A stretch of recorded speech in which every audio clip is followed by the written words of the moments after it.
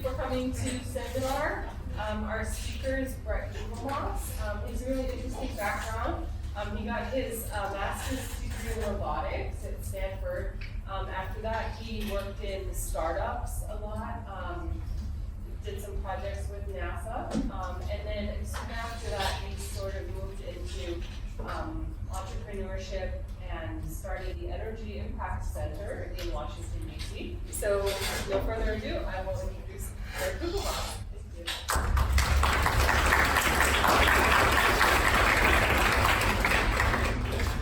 Thank you all for having me. Can you all hear me okay? All right, great. We're going to start off with a pop quiz for the audience, okay? So, pay attention, what would be the result if globally we got to net zero new emissions in every single sector? Net zero, that's electricity, industry, transportation, heat, agriculture, everything. Would the climate get better, worse, or stay the same? Zero new emissions. All right, raise your hands if the climate would stay the same. Okay, we got a handful. Raise your hand if the climate would get worse. Okay, about a third. Raise your hand if the climate would get better. Okay, split about a third, a third, a third. So this is pretty bad, guys. A little lesson in humility, because the next time that you criticize climate deniers, 2/3 of you got this wrong.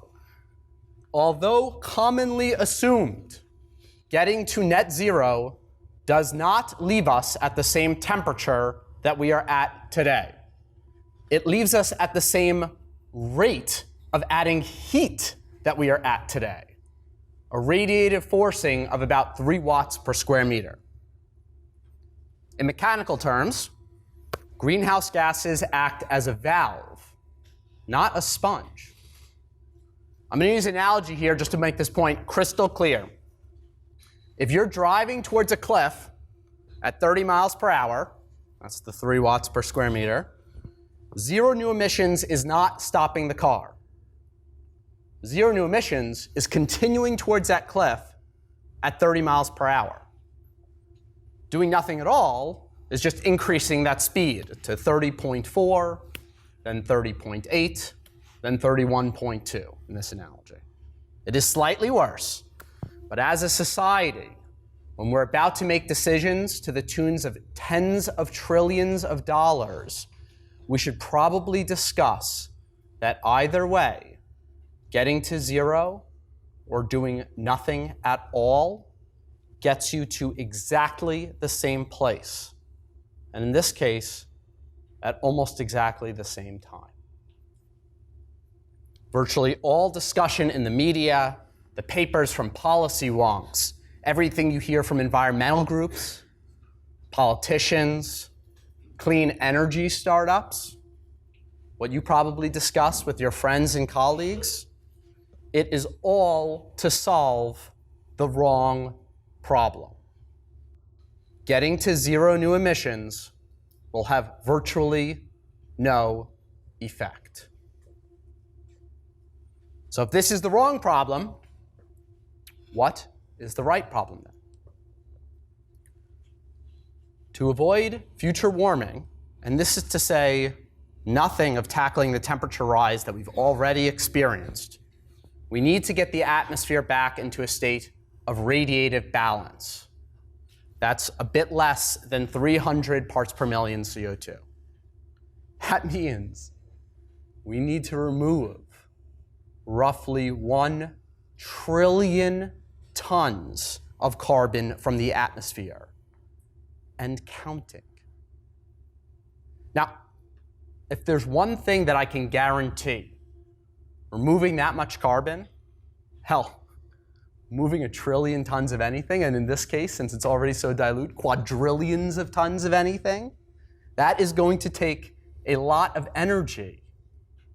And energy releases more carbon. So just how much is extremely important here.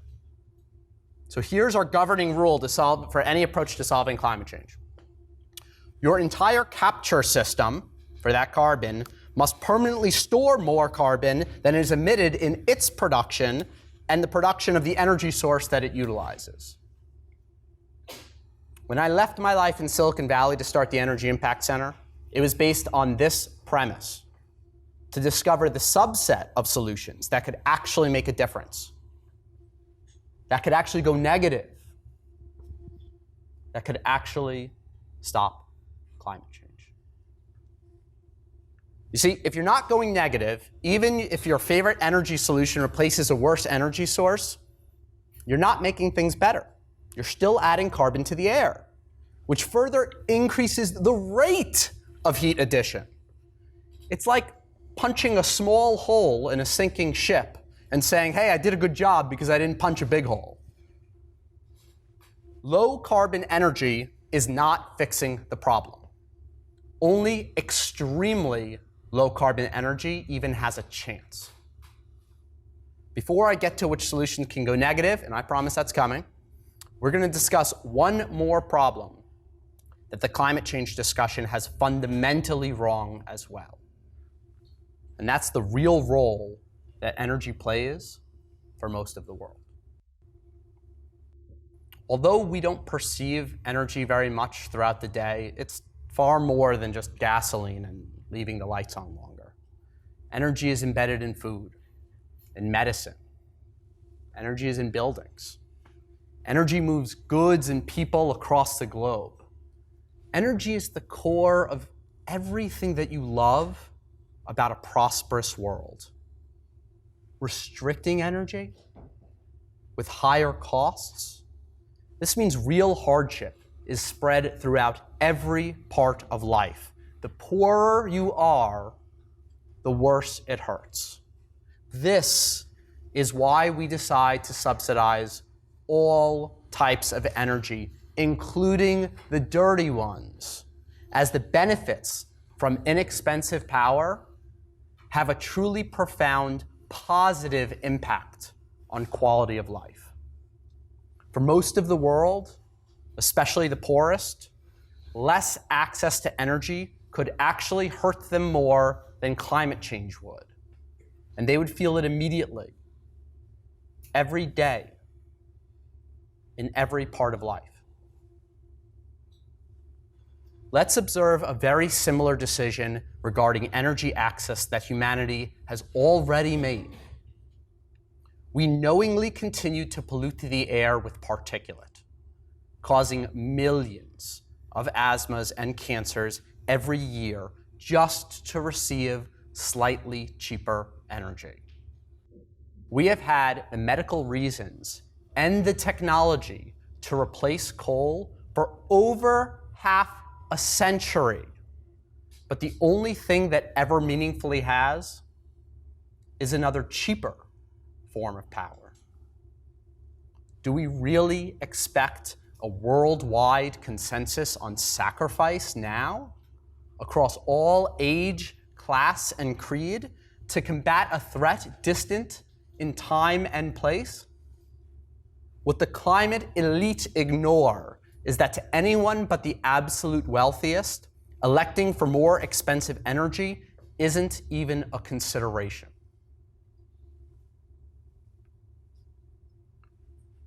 One more constraint for our solution, since I know it's going to come up. It must not induce rapid changes to precipitation patterns either. To many of the poorest on this planet, this would accelerate the worst possible outcome. We have 2 billion people that do not have the agricultural know-how, infrastructure, or capital in place to adapt their food production to any sudden changes. And they would be forced to abandon their home just after a few years of abnormal rainfall. So unfortunately, this pretty much rules out the quick and cheap geoengineering fix of reflecting sunlight. Even if it would have a long-term positive effect on crop growth, regional changes to expected water, too little or too much, can instantly send millions into starvation and relocation. Or even worse, as we've seen in Syria and Central America, dire civil conflict. Okay, I promised a solution, right? Let's derive one from first principles. If your mathematical imperative is that we must account for previous emissions, and our societal bounding condition is that we must do so in a way that doesn't create an economic burden, then we must take the very things that require energy and result in the release of carbon dioxide and force them by definition to capture and sequester carbon dioxide. In other words, we need to make fuels and products with hydrocarbons, just as we do today, but with hydrogen and carbon from the air instead of from the ground. In this scenario, nothing downstream, not behavior or infrastructure, needs to change. And energy consumption, all of a sudden, has the exact opposite effect on climate change. If you use carbon from the air, the more people consume, the more prosperity we enable, the faster we will solve climate change. If you want to actually solve this problem, and do so in a matter of years, not decades, you just need to make carbon-negative fuels cheaper than carbon-positive fuels. This would be a complete alignment of individual behavior, market forces, environmental health, and human well-being. But to do so requires extreme energy abundance and an extremely low carbon footprint. It's a high bar to meet.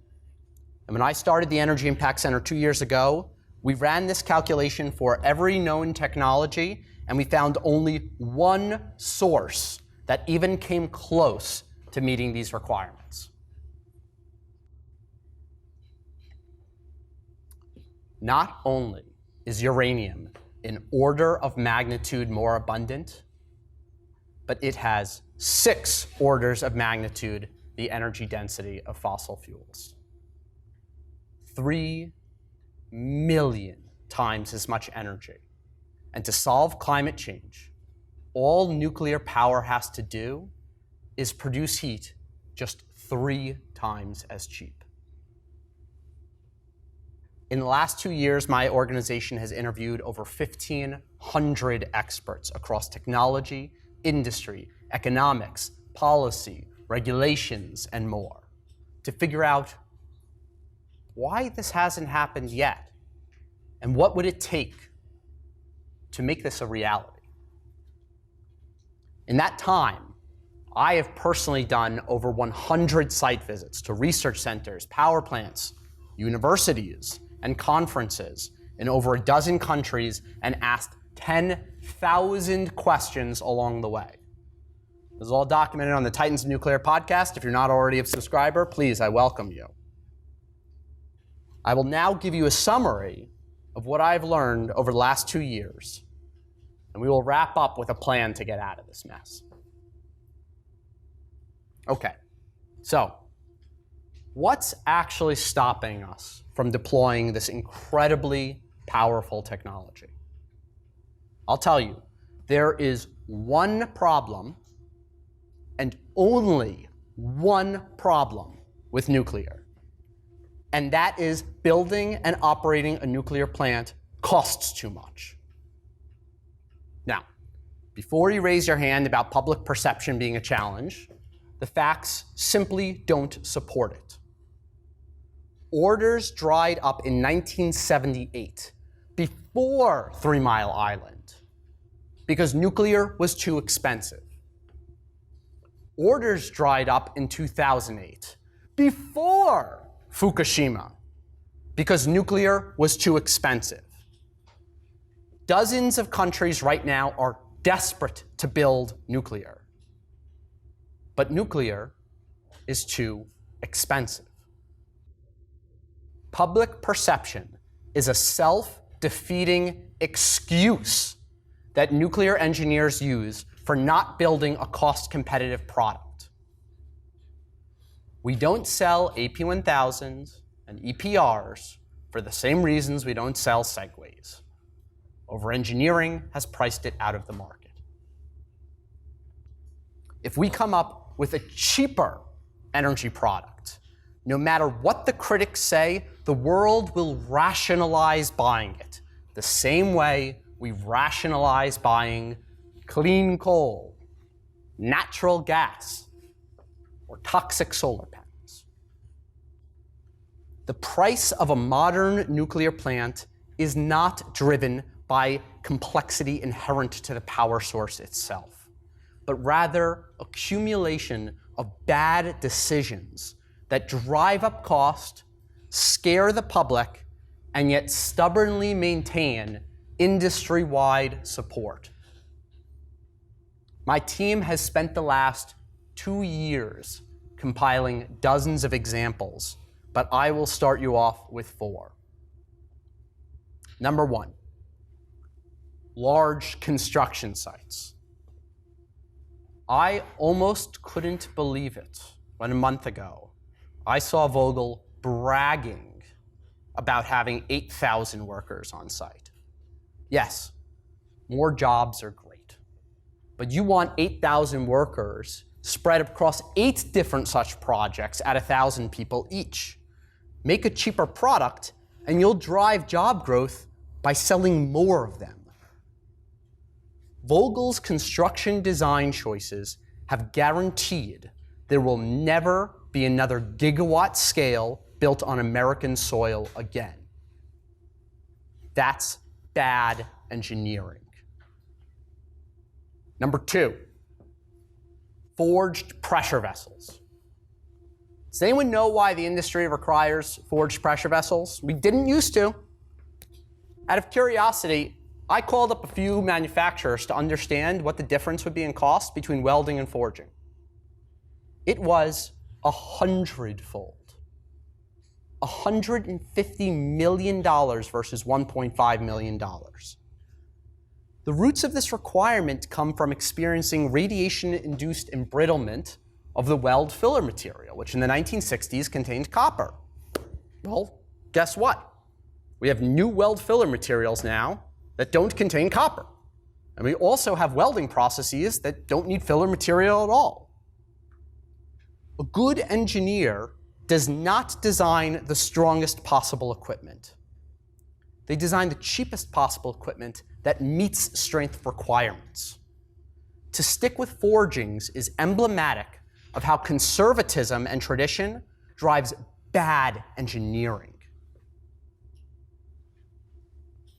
Number 3, airtight containment. You guys know the difference between a hot pot and a pressure cooker? It wasn't a hot pot used at the Boston Marathon.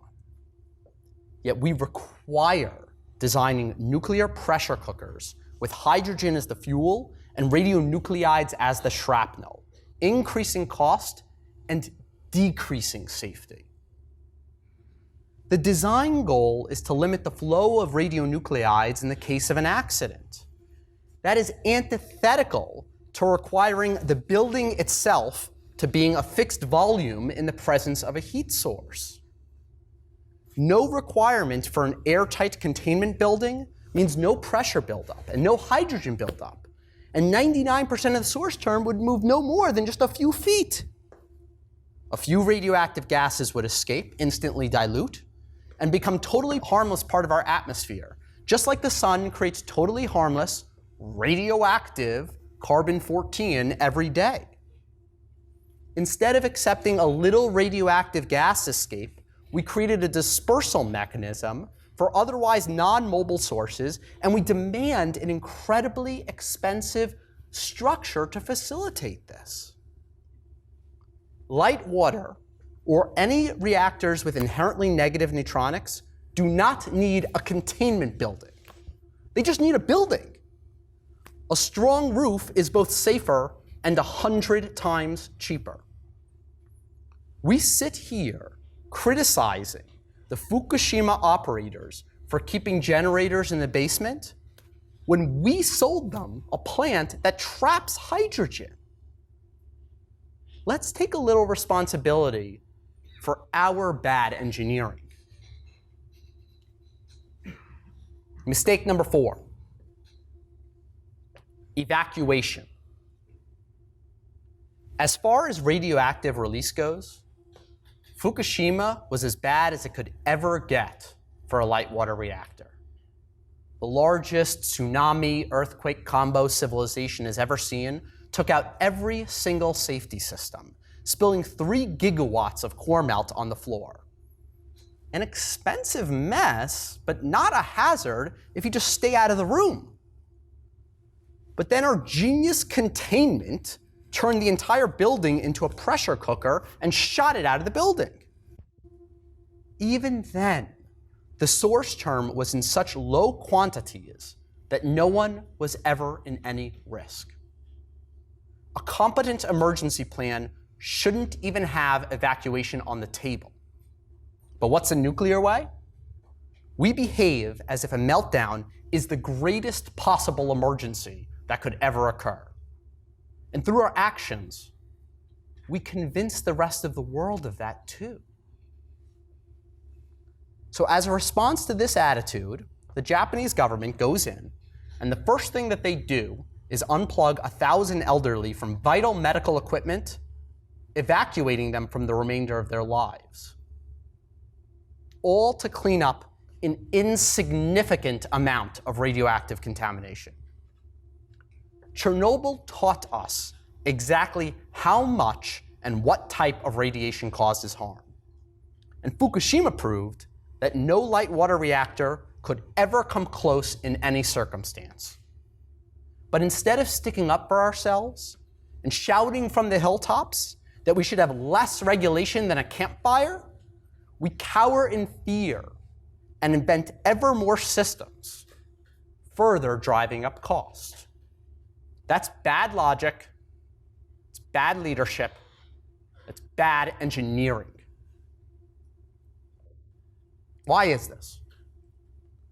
Why are some of the smartest people that I've ever met responsible for some of the worst design choices that I have ever seen? I've got 2 words for you. Safety culture. As students, I'm not sure if you've been brainwashed quite yet, but as a working adult in nuclear land, arguing for safety wins every argument, even when the result is less safety. Selling safety is selling fear. It scares the public. It doesn't appease them. Safety is responsible for the domes that built up explosive hydrogen. Safety is responsible for evacuations, which, unlike light water reactors, do kill people. And even worse, safety is responsible for driving cost in every aspect of nuclear power, pricing out of the market, and enabling the proliferation of every other, less safe energy source. If you hear your friends and colleagues criticizing the Russians, I want you to consider this math. A Chernobyl every month for the next 100 centuries would be safer than letting coal persist for even 1 more year. And we are responsible for coal by not allowing humanity a cheaper option. When the industry says safety is our #1 priority, what they mean is selling safety is our #1 priority, not making the world a safer place. Increasing costs in nuclear is the equivalent of driving the public into far more hazardous alternatives. Our primary obligation to public safety should be to consider all downstream consequences of our decisions, including the hazard of non-consumption. This is the standard for designing rules in the transportation sector, in healthcare, in construction, and virtually every other risky industry. It would be a different story if a meltdown was a uniquely hazardous threat, if it did result in millions of deaths. But we in this room all know better.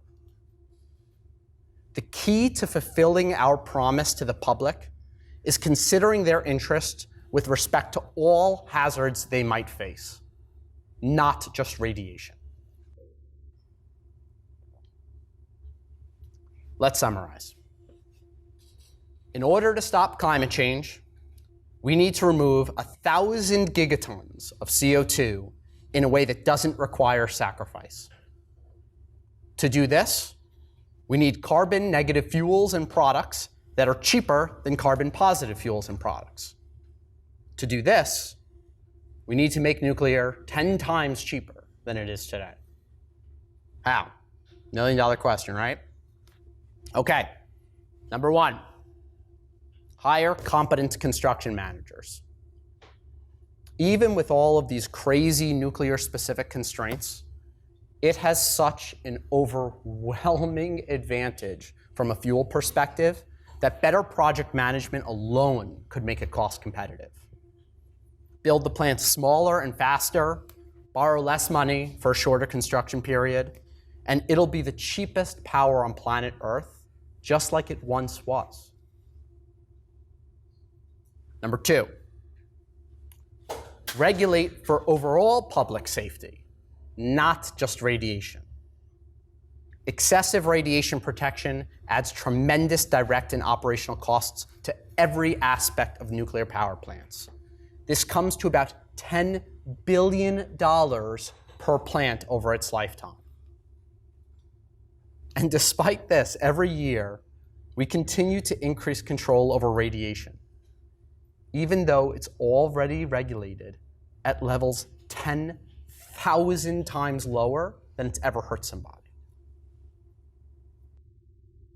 Number three, you guys might not like this one, but it's to engage the fossil industry to kick off a development spree. They know better than anyone how to construct large buildings with pipes in them. They have access to the capital, political, and customer relationships. And once built, all they need to do is start pumping fuels from the air instead of from the ground. If the world builds the equivalent of 40,000 1960s light water reactors, we can finally capture 1,000 gigatons of CO2, and we'll create roughly $500 trillion worth of products along the way. This might seem like a high number, but it's not. The energy industry is already $6 trillion a year.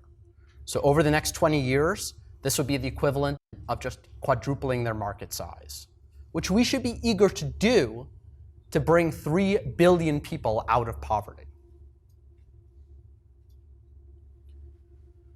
With this vision in hand, I now leave the future of our planet to the incredible talent within this room. I implore you to rise above the norms that shackle our industry.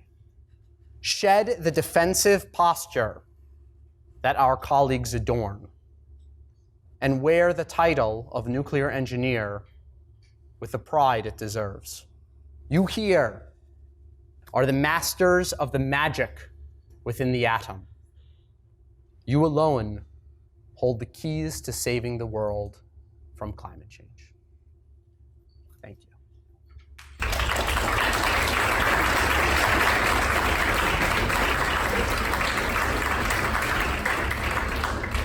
I'll leave the rest of the time to Q&A. Please, go ahead. Yeah, thank you for coming.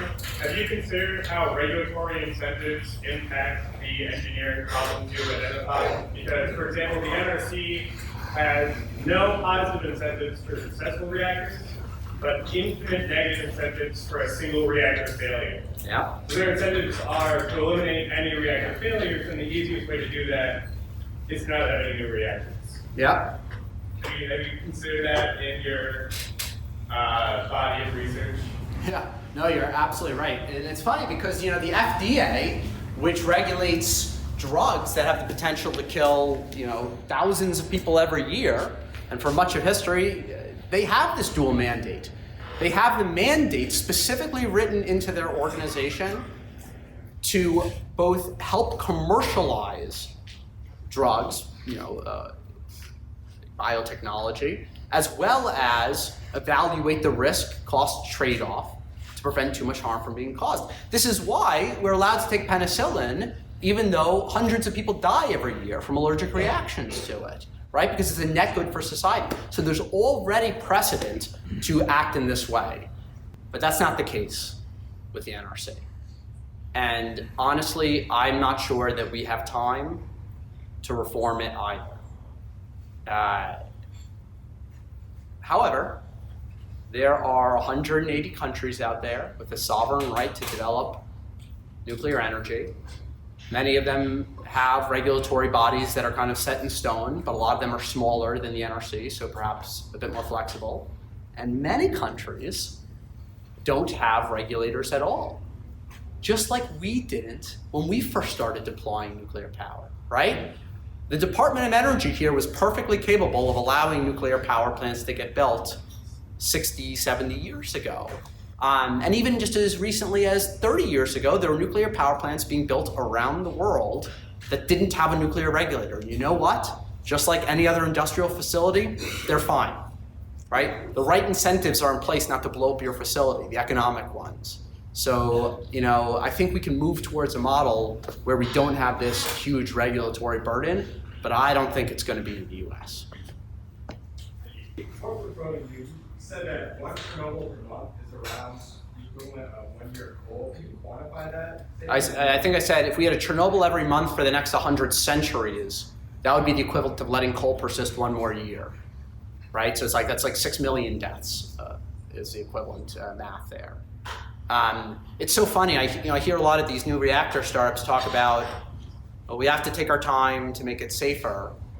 But every single year that we let coal go by, the death count goes up another 6 million people. If you brought a new technology, let's take it out of nuclear world for a second. Let's say you brought a type of solar plant to the market that really could put coal out of business. But you know what? Over its lifetime, this new technology would kill 5 million people, but you could get it to market 1 year earlier than any alternative. The net effect would be saving 1 million lives. And that's how every other industry, transportation, construction, medicine, that's how they evaluate risk. Please. As students and non-politicians, what do you suggest we do if we want to make a change? It feels kind of like we're shouting in the flood.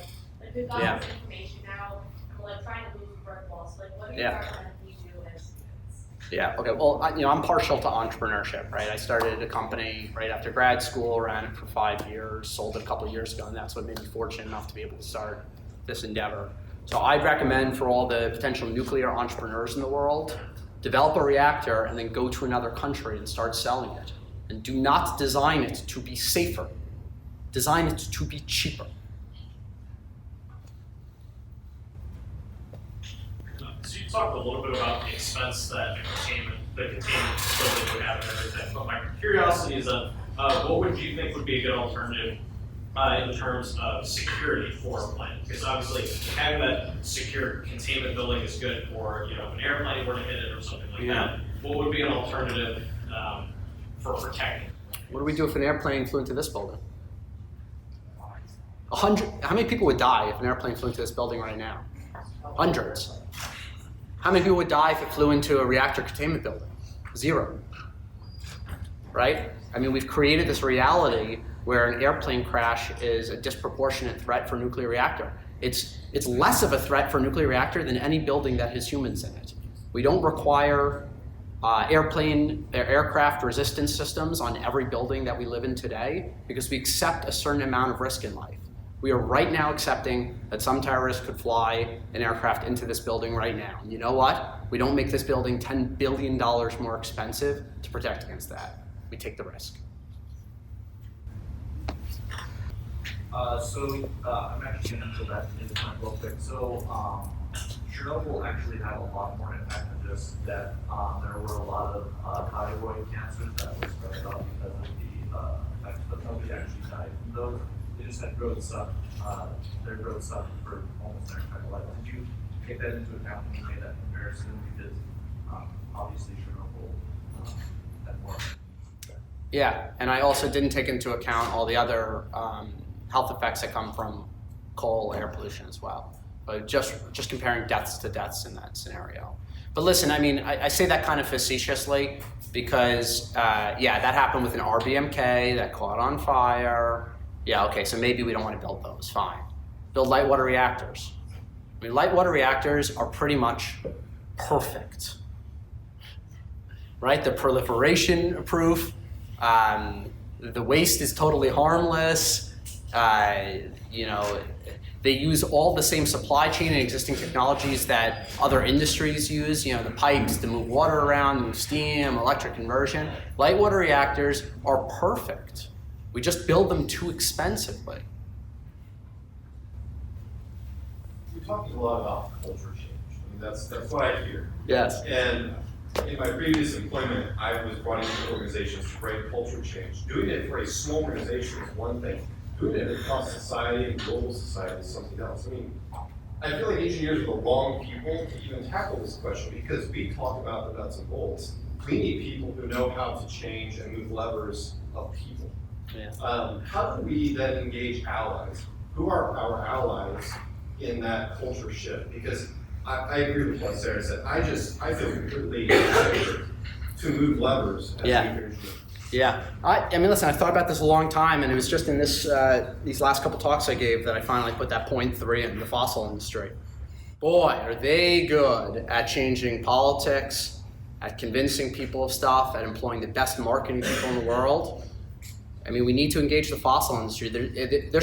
If they can get away with all the death that they had, imagine what good they could do if they had nuclear technology in their hand.